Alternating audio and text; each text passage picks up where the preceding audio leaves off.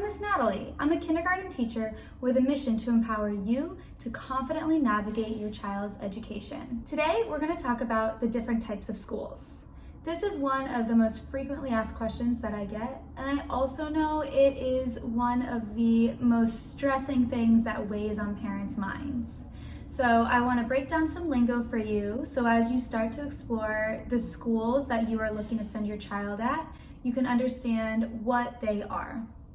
I want to validate you here, even though it is really scary and sometimes stressful thing to take on. If you are thinking about this already, you are doing a great job. If you are valuing education at home, then you are doing the right thing. So today is a part one. We are going to talk about different types of schools today. And then in a couple days, I'll post part two, and that will be what to look for in a school when you actually do start your hunt. Okay, so let's get into it. First, everything that I'm saying, I'm going to be posting an infographic on my Instagram. So if you want to look over this again quickly or share it with somebody, you can find me at Primary Focus. Let's start with some basic statistics. So the National Center for Education Statistics, NCES, is one of my favorite places to go to because you can get cut and dry information without any slant. It is a government-run agency that just takes statistics about schools. So in the 2016 school year, 68.8% of children attended their assigned public school.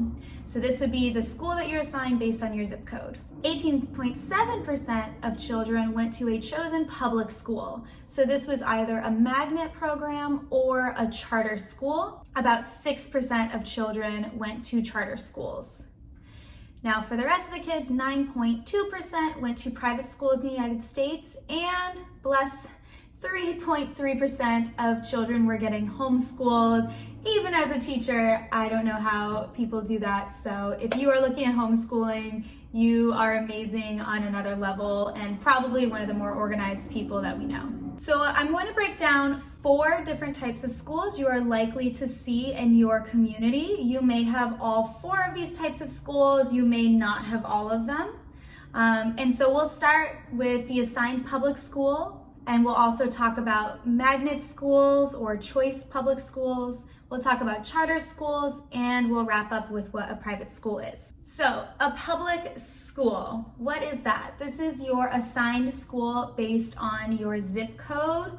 This is a great option if you want your child to have a very traditional experience. They're going to be following the state standards. They're going to have a really basic approach that other kids in town are going to have too. This might be right for you if you just need a school nearby, if you just want that traditional approach, and if you love your neighborhood and your neighborhood community. If you've got something that you like, you've got friends that go to that school, your child's assigned public school probably will be a great option. I also want to say here, people get very caught up in all the different choices that you have. Your assigned public school is just fine, and if you feel stressed out and researching and touring does not fit your schedule, there's a reason why there's an assigned public school for you. So don't let other people get you down. The next one we'll look at is the magnet school. So this is called a magnet. You might also have a school choice program. I know the names can vary from district to district. This is also publicly funded, but there's usually a lottery system in place. So this means that there'll be a waiting list. You might have to apply to get in that lottery upwards of a year out. If you are interested in a magnet school, I highly suggest researching a year or more out so you understand what you need to do. Most places, I would say, once you figure out how the lottery works, it's not that hard, but I do know it can cause some stress because it's just a lot of anticipation. You pick a school that you like, you might not necessarily get picked for that lottery. And then some magnet schools may also have a special admission requirement. Now, you don't see this as much in the elementary school level, but if it's a gifted school, for example, you might need specific grades. If it's a performing arts school, you might have to audition, that kind of thing. A magnet school is special because it follows a special program. So common ones at the elementary level might be the IB, PYP, which just means IB for primary years. Montessori. There's also things like the Leader in Me, which are leadership programs, and it's really common to see STEM or STEAM schools. These are schools that are focusing in on science, technology, engineering, math, that's STEM, and STEAM adds the A for the arts too. Those are really popular programs, much more of a hands-on experience and science-based education. This might be right for you if the curriculum seems really special for your child. If you want to be part of a strong community, again, it's usually a lottery program that gets you in, so you are with families that also went through the same process and are also as excited to get into the school as you.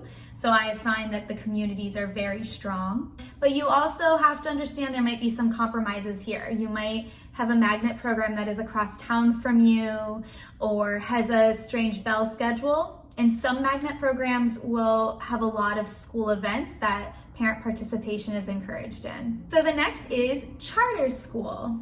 So a charter school is a fairly new concept. Charter schools are in most states, but not all states. So states have to pass a specific law to allow them to happen because it involves reallocating public education funding. So if you don't know of any charter schools around, you can probably find out with a quick Google search, but you can skip ahead to the next one if you're not looking at charter schools. Charter schools are publicly funded, and how they work is a school can create a charter, or essentially a petition, to the local school board or government to take the funding allocated for each student and use it for their special design of a school. They are publicly funded, but they don't have to have traditional requirements of the school.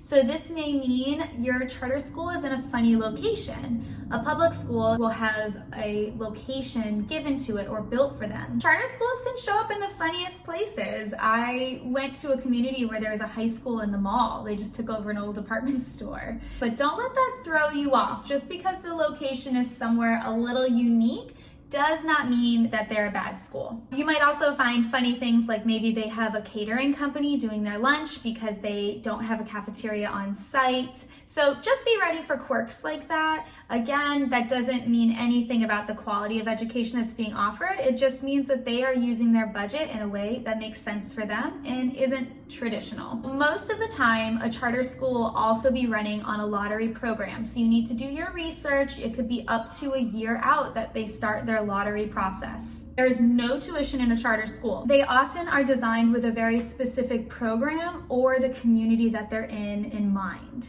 So you really need to do your research, but charter schools often have very nice websites too. They often do tours as well, so you can figure out if that charter school is the right fit for you. So this might be right for you if you support their mission. If you want to be part of a strong community, just like with that magnet, that lottery system just adds a different kind of buy-in.